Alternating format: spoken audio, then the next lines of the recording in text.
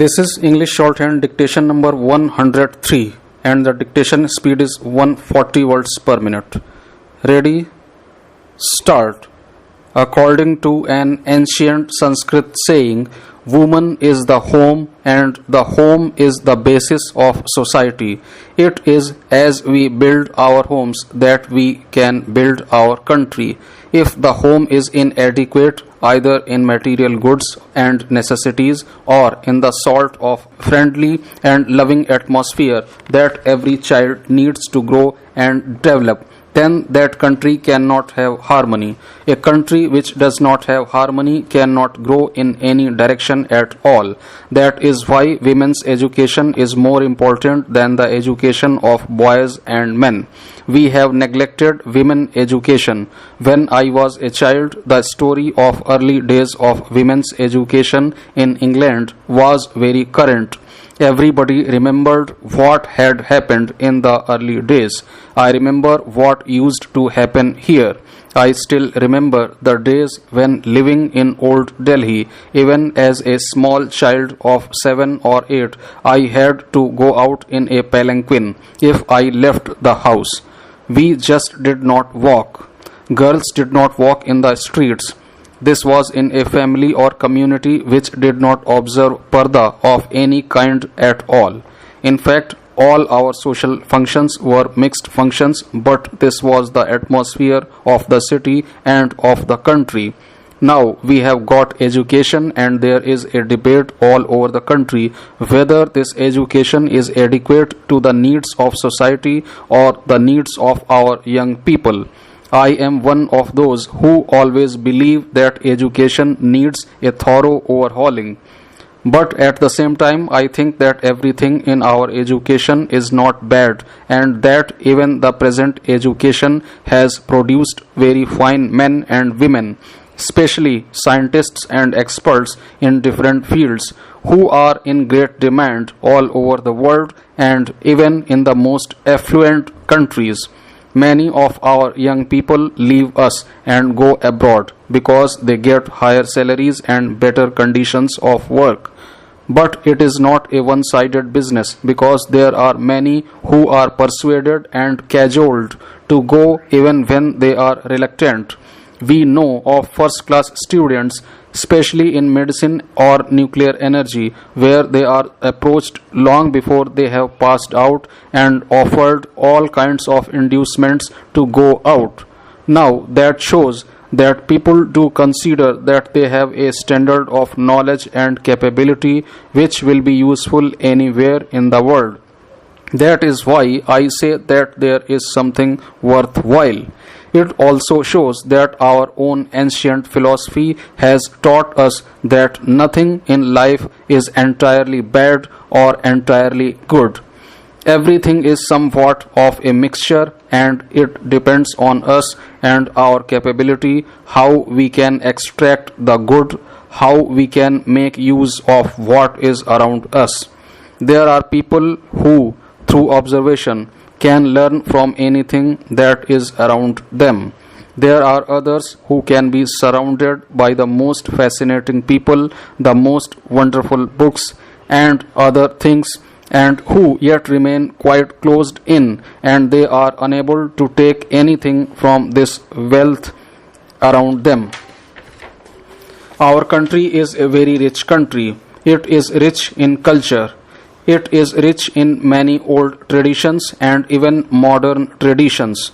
Of course, it has a lot of bad things too, and some of the bad things are in the society, like superstition, which has grown over the years and which sometimes clouds over the shining brightness of ancient thought and eternal values. Then, of course, there is the physical poverty of large number of our people. That is something which is ugly and that hampers the growth of millions of young boys and girls. We have to fight against all these bad things, and that is what we are doing since independence. But we must not allow this dark side of the picture which exists in every country in the world. Even the richest country in the world has its dark side. but usually other people hide their dark sides and they try to project the shining side or the side of achievement. Here in India, we seem to want to project the worst side of society. Before anybody does anything, he has to have knowledge and capability, but along with it, he has to have a certain amount of pride in what he is doing. He has to have self-confidence in his own ability. If your teacher tells you that you cannot do this, even if you are a very bright student, it will be more and more difficult for you to do it. But if your teacher encourages you to try a little harder, then you will try a little harder and you will be able to do it. It is the same with societies and with countries. India has had remarkable achievements to its credit, of course in ancient times, but even in modern times. I think there are a few modern stories, success stories, which are as fascinating as the success story of our country. It is true that we have not banished poverty, we have not banished many of our social ills, but if you compare us to what we were just about 27 years ago, I think you will not find a single other country that has been able to achieve so much under the most difficult circumstances. Today, we are passing through dark days, but these are not dark days for India alone. Except for the countries which call themselves socialist and about which we do not really know very much, every other country has the same sort of economic problems which we have. Only a few countries which have very small populations have no unemployment. Otherwise, the rich countries also have unemployment. They have shortages of essential articles. They have shortages even of food.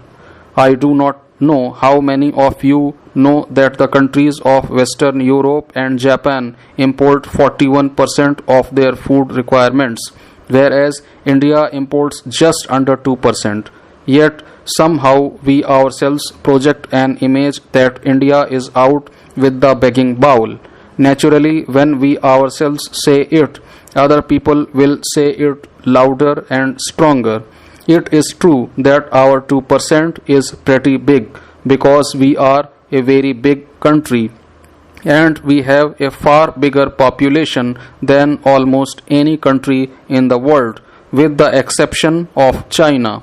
You have to try and see our problems in the perspective of what has happened here in this country and what is happening all over the world.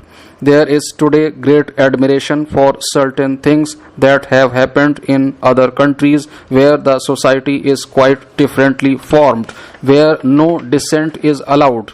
The same people who admire that system or the achievements of that system are the ones who say there is dictatorship here, even though I think nobody has been able to point out to me which country has more freedom of expression or action.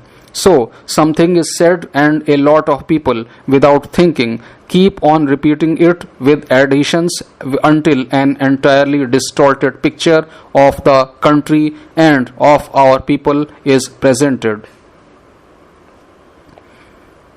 As I said, we do have many shortcomings, whether it is the government or the society. Some are due to our traditions because not all traditions are good. One of the biggest responsibilities of the educated women today is how to synthesize what has been valuable and timeless in our ancient traditions with what is good and valuable in modern thought.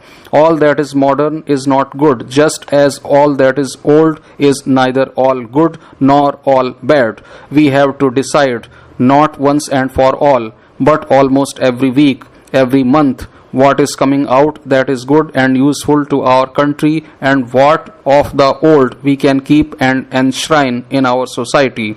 To be modern, most people think that it is something of a manner of dress or a manner of speaking or certain habits and customs, but that is not really being modern. It is a very superficial part of modernity.